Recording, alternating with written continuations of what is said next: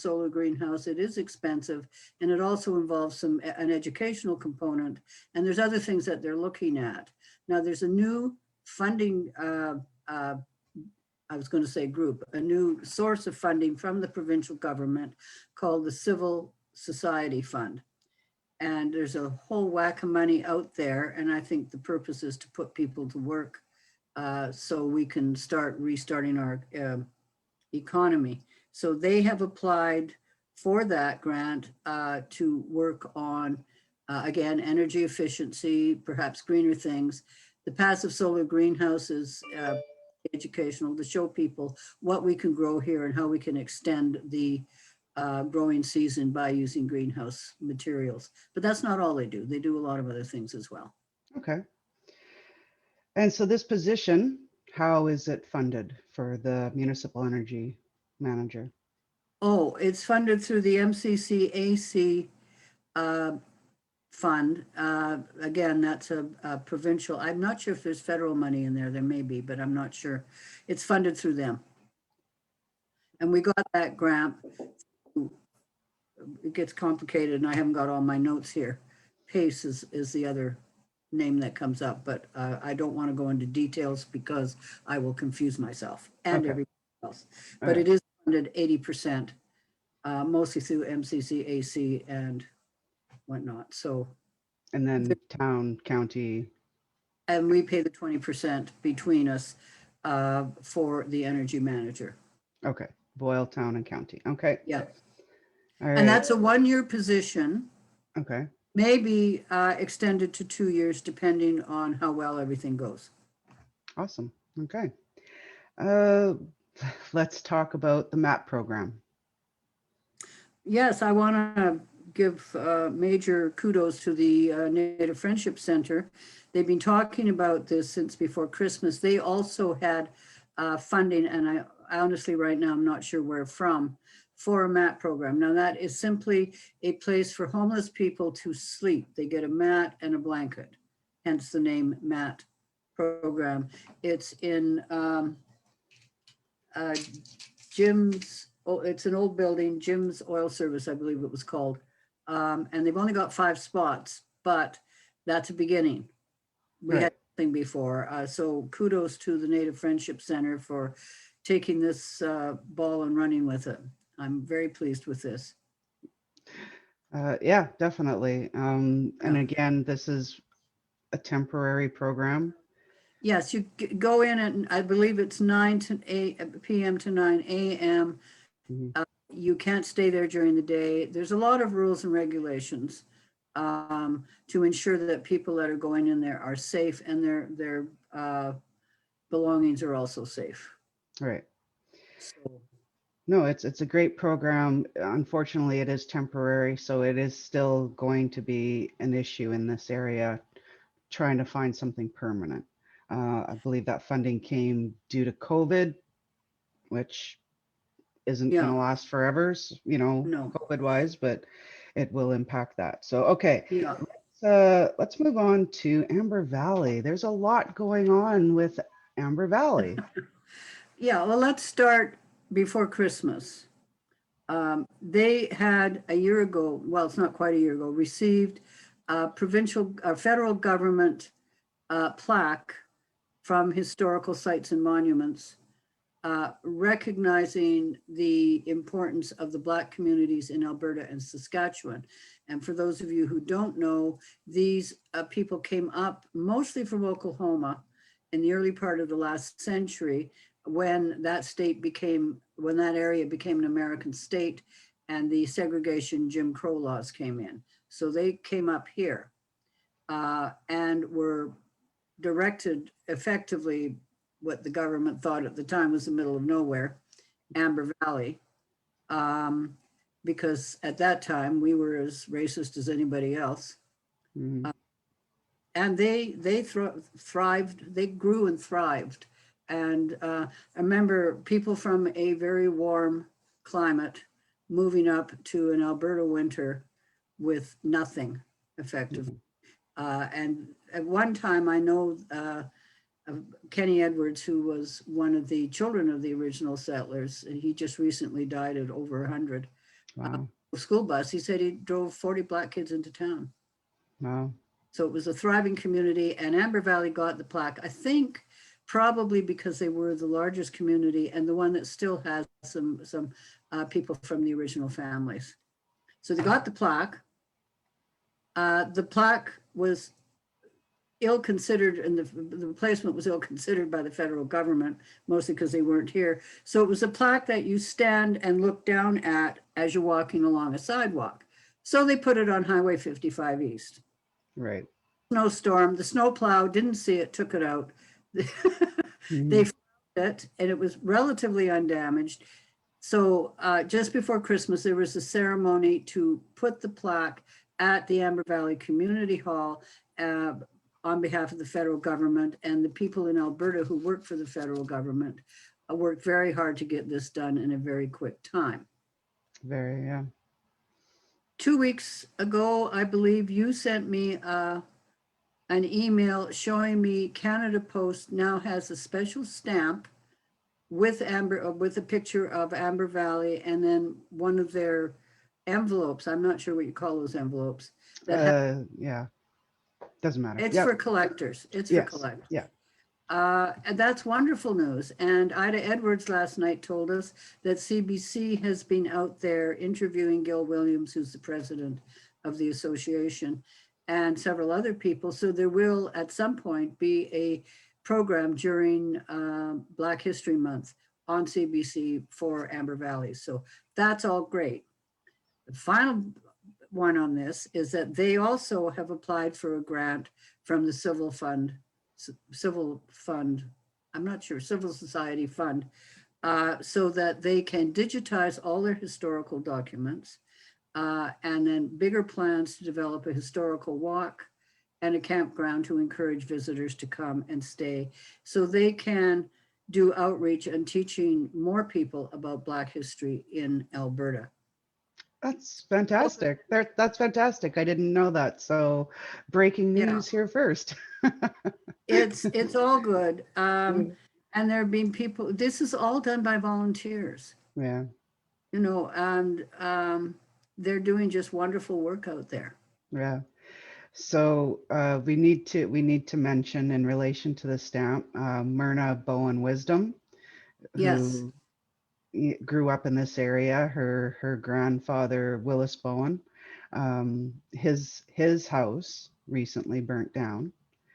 Yeah. That was designated as a historical site, and that's a tragic loss to the community. Yeah, Not is. just Amber Valley, but to the greater Athabasca area. That's a piece of history that's lost now, unfortunately. And Cheryl Fogo, who's also a documentarian, has done stuff about Amber Valley, and is a descendant. Were instrumental in the stamp. So I thought the stamps were brilliant. The stamps were wonderful. And Myrna came to one or two of the meetings I was at, and she apparently worked about 12 years to get the historical designation and recognition from the federal government. For the plaque, yeah, for that big plaque. For the plaque, yeah. Yeah. So kudos to her. I mean, amazing amount of work. Mm-hmm. Yeah. Interesting lady, yes. Yeah. Okay, well, speaking of Canada, you had mentioned the Canadian census. Yes, we got a letter from them. Everybody did in my world, asking us to pass a motion encouraging people to fill out the census. I don't have the website with me, but you can just Google Canadian government or Census Canada. You can fill the thing out online. Now, a lot of people think, well, what do they need all that information for? Well, if you're in my age group, knowing how many seniors there are in this country might be important in terms of pensions. Mm-hmm. If you got parents with kids, letting the provincial government know how many children there are of certain age groups, in what areas. There's all kinds of information. And this is the only place in Canada where all that information is gathered and collated. Other countries do it through different means, but we do it through Canada Census. So please check it out. But more importantly, or maybe less importantly, doesn't matter, they're hiring 32,000 people across Canada to help with this census, and that includes in this area. So if you look on our website, I believe we've got the website up, or the Google, the URL up, The where you link, yeah.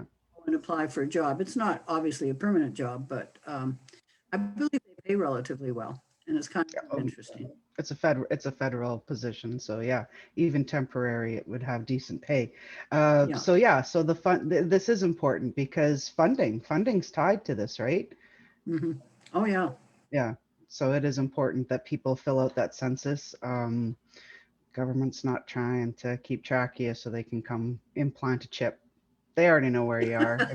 If you have a cell phone or you have a bank card, they know where you are. Don't worry about that. But yeah, it is important. So if you want to see funding, because it's Yeah. important. So make sure that the government knows how many people are here, so they can say, "Oh, hey, this town needs more money." Okay, let's back up a little bit to the Muskeg Creek Trails. Yes, our representative on that committee is Rob Belay, and his report last night, they're going great guns.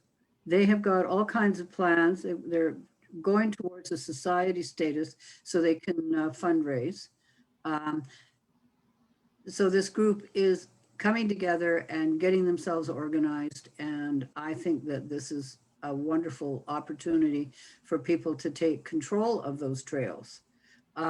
Also, we were told before Christmas that to replace the bridge we took out was going to cost $300,000. And there's 3 bridges, and frankly, at time, they're all going to need replacing. So this group has done some research and talked to other trail groups in the province, and I think the big one was Bragg Creek, and they got more information, and we don't need to have the bridge that's engineered to that high a degree, since it's only for walking traffic.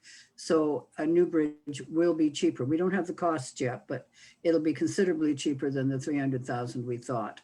Also, they're saying we probably don't need 3 bridges. We may be able to just do 2 Oh, at this okay. time. Yeah. Okay.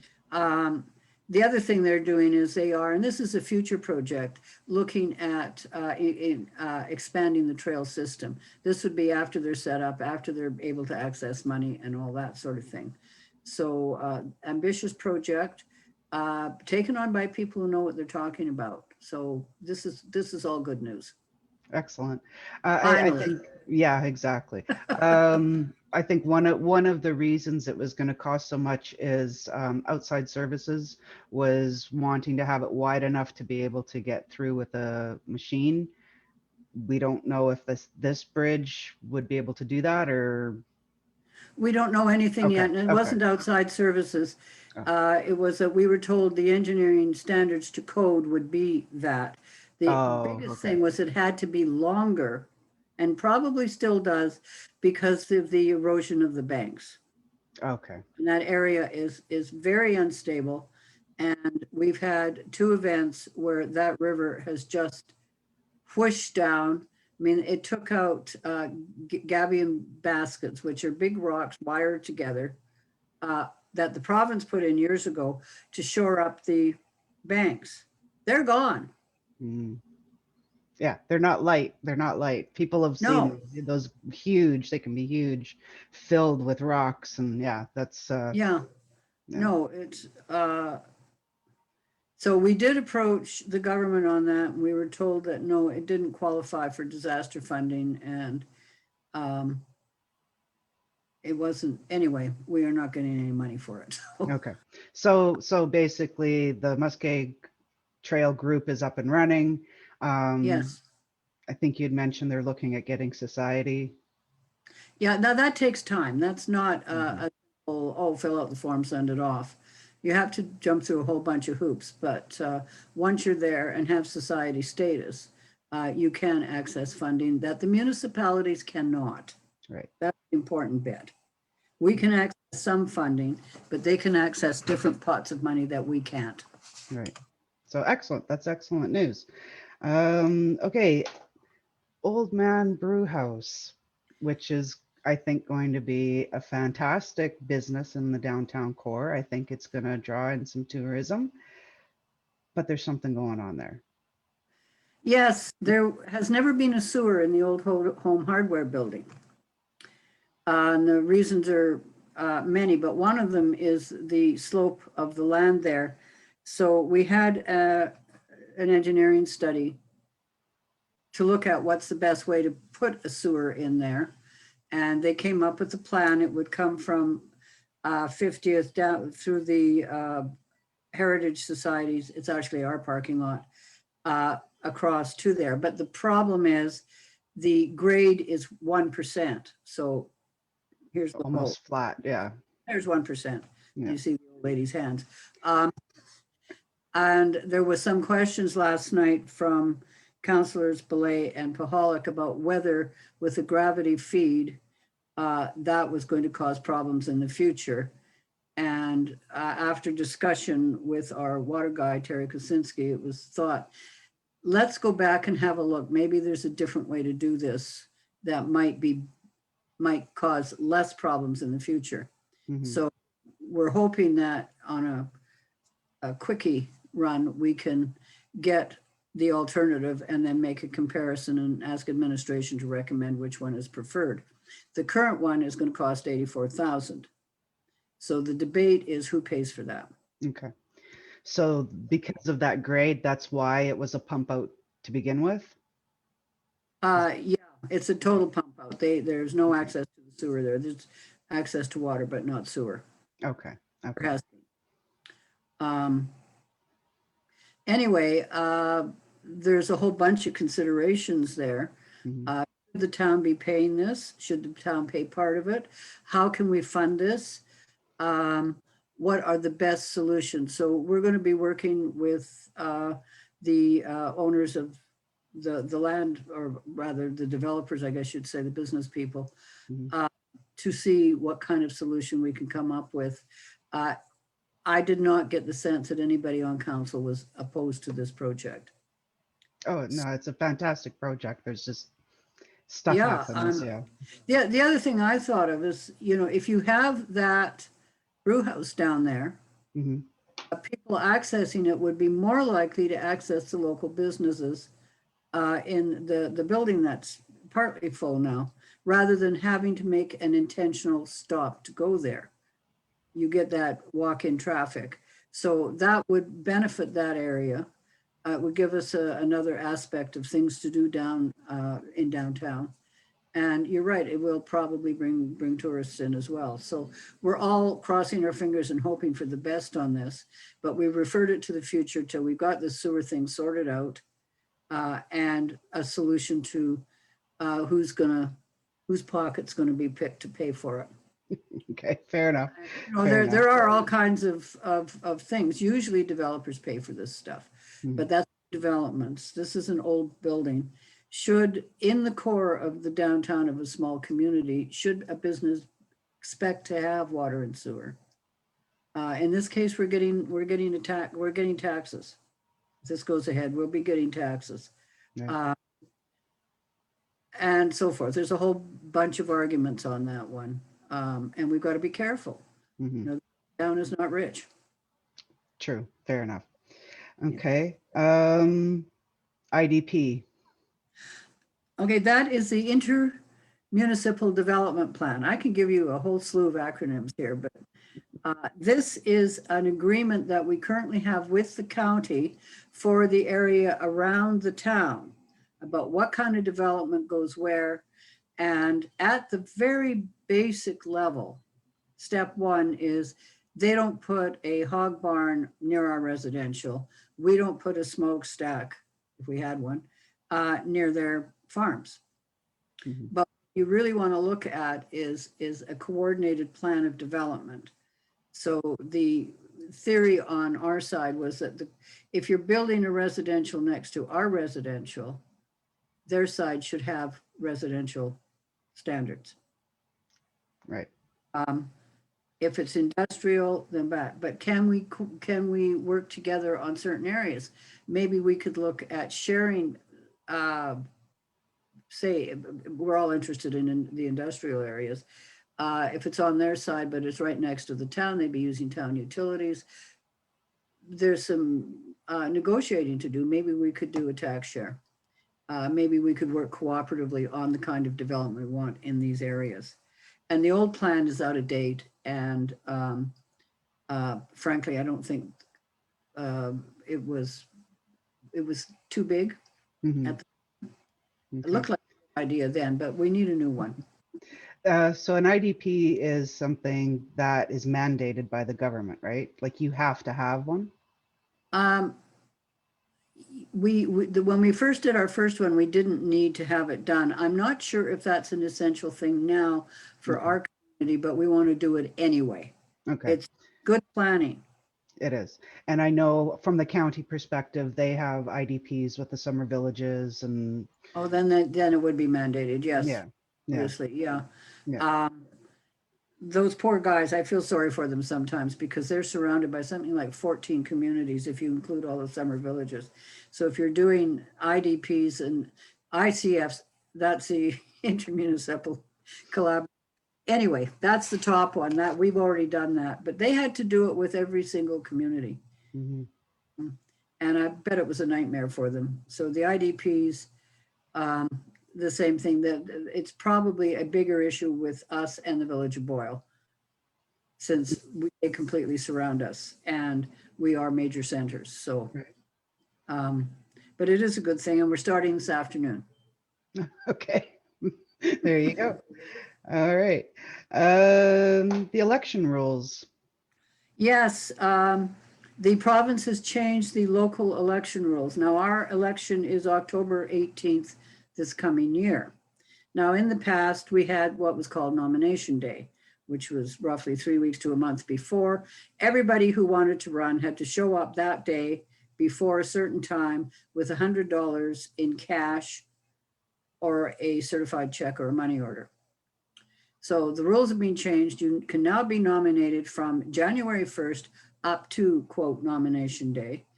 And you can pay through debit, credit, cash, or money order. So we had Okay. to bylaw. So if you're interested in running, and we will have some open positions because we're down one now. Mike Airchuck had to leave because of work. Mhm. I'm not running again. So there's a minimum of 2 positions, maybe 3. Nobody's made their intentions clear yet. But you can put your nomination in today, and if you change your mind, you can take it away. That drives me up a wall because it puts extra stress on our administration. Right. Um, So what happens with that deposit or that money? Oh, it's stuck away in an account, and if you win, you get your money back. If you get, let me get this right, more than half of the votes of the person above you, you get your money back. If you don't do that well, you lose it. And Okay. I'm not sure where it goes. Yeah, I don't know. So if you lose your deposit, it means you really didn't do very well. Mhm. And that's okay. It's $100. It's not going to break the bank. You also need nominators. I'm not sure how many. My memory serves me right. I think it's 5. Yeah, but 5 came to mind. But So yeah, so you get 5 people to say, and the people who sign these nomination papers do not have to be supporters. yeah, you can Just get say, anybody. this person has my approval to run. Mhm. But usually you get your supporters because Yeah. somebody like you is unlikely to nominate you, Right. but they don't have to be supporters. Right. And to be clear, this is a municipal election. It's not a provincial election. This is a municipal election. All towns, villages, counties, municipal districts, all and cities, obviously, put on the same day. Now, the province may want to put in, and they've said they're going to do this, and this I do not like, either a referendum or a vote for a senator, which is frankly meaningless because it's Yeah. federal rules.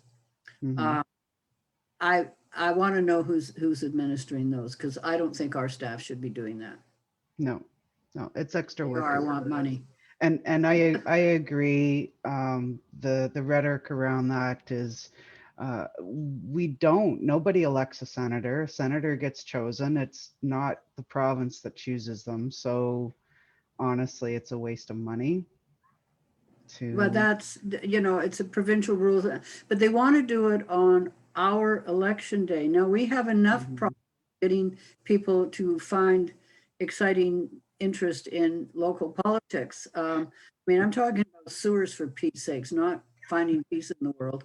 Right. So, um, when you have something that's much more engaging, people Mhm. pay attention to that rather than the people who are actually going to affect your daily life more than whether or not the equalization payment thing has changed. Right. Right. Oh, let's not So, get into the no, equalizer. but Yeah. whatever they plan to do, they want to do it on our day, and none of us like this No, exactly. because it Yeah. takes away the message is split, and Mhm. it's hard for especially new people who want to get on council Mhm. get their message out. Yeah. Um, So, yeah, yeah. this could be an interesting year for campaigning if the pandemic continues. Normally people will go door to door. When my mom was on council in Barhead, I knocked on many doors, and might not be so easy. We might be looking at virtual debates and Well, as stuff. So, somebody who has some mobility issues, in the last election, I had some canvassers. That was the first mhm, time it happened. Um, but I found phone calls aren't quite as good, but they work. mhm. Some connection, and that's what I think is Yeah. people need to hear. Having helped with many campaigns, People need to, and they want to talk yeah, to people. they do. The They other do. thing is, if you're still talking about COVID next October, I'm worried.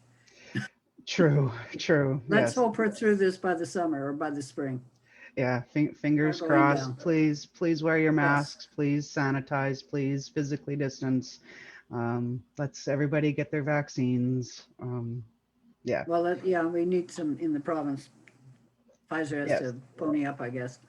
Yes. Anyway, it's 10:30. I don't know if you have anything else. Well, I have Utility agent. one more thing that came up at council, the council remuneration change. Oh, yeah, and this is my bad. Uh, this happened, I think, 2019. Councillor Airchuck, Mike Airchuck was still on council. And there was a motion on the floor to change our policy so that councillors could get paid for attending budget meetings. That passed.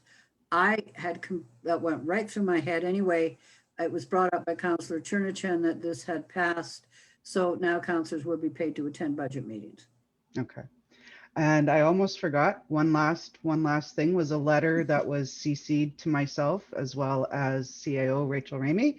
It was about shoveling and how great the town is doing. Kudos to the town for clearing, public sidewalks and stuff like that. But a bit of a concern for some more senior residents, particularly up by the outreach school, or the cave as people call it, or not just people, that's what Aspen View calls it, it's the cave. Um, what are your Yeah, thoughts on we've that? we've we've tried this in the past, and it never quite worked. But I imagine that that letter will come to the next council. I had not seen it till you mentioned it this morning. Um, Usually, not usually, residents are responsible for snow clearing of their sidewalks. Because we had letters saying, "Why aren't you clearing the sidewalks?" Well, we don't, except in the odd space, which is ours. And the bylaw officer can go and talk to people, and if they don't do it, we go in and do it and charge them. With the seniors, I don't know, let's see the letter, and none of them have come to us. Um, but it's not a simple thing. It really No. isn't. Some seniors really don't want you to help them, others do, but they need to reach out to us as well. Mm-hmm. So we'll discuss that, I think, at the next meeting. Okay. I Or think, maybe in between, yeah. well, yeah, I think one of the things to take away here is we are a community, and if you know that you have a senior living near you and you're fully mobile and able to shovel, let them bake you some cookies as a thank you for shoveling, right? You know, That's absolutely right. yeah. Yes. Yeah, no, but if we do have these isolated cases, get in touch with us and see what we can do. I can't promise anything, but we can certainly try. Okay. All right. I think that was everything that we had to cover. I appreciate you joining me on Zoom today. So again, Heather Just Stocking looking at with the my notes. Athabasca Advocate. Did you have anything? I'm just saying we raised utility rates a slight bit. Mhm. I think it was 6% because our water rates went way up. So we have to remember 30% of the buildings in this town do not pay taxes. And the only way that they do pay anything is through utilities.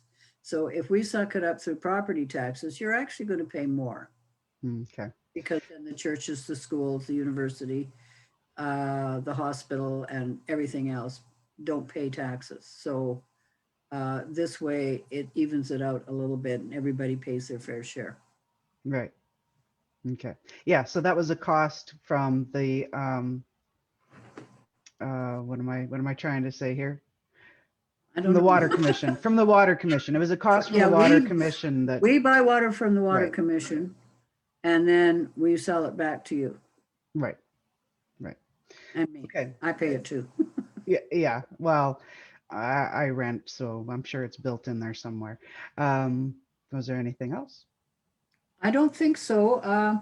There's lots of stuff on there. I'm still waiting to hear from the provincial government on the Old Brick School. We have provisional approval to be a provincial historic site, which will give us access to funding, but it has to be signed off by the minister. Okay. All Waiting right. for that. Right. Okay. All right. Well, I think That's that's pretty it. well it. Yeah. Yeah. All Well, right. good. Well, Nice talking to you. yeah, you And too. I I enjoy hope, it. yeah, and people, remember people, you can always phone it or type in questions and I'll Yeah, we didn't get any. I presume people will come back well, and they may watch. be watching what's going on in a foreign country. Well, exactly. So Okay. I'm PVRing it myself. So, all right. Well, thank you, everybody. And thank you, Mayor Powell. And we will talk to you soon. Okay, thank you very much for this and see you next month. All right. Take care. Bye. Okay, bye-bye.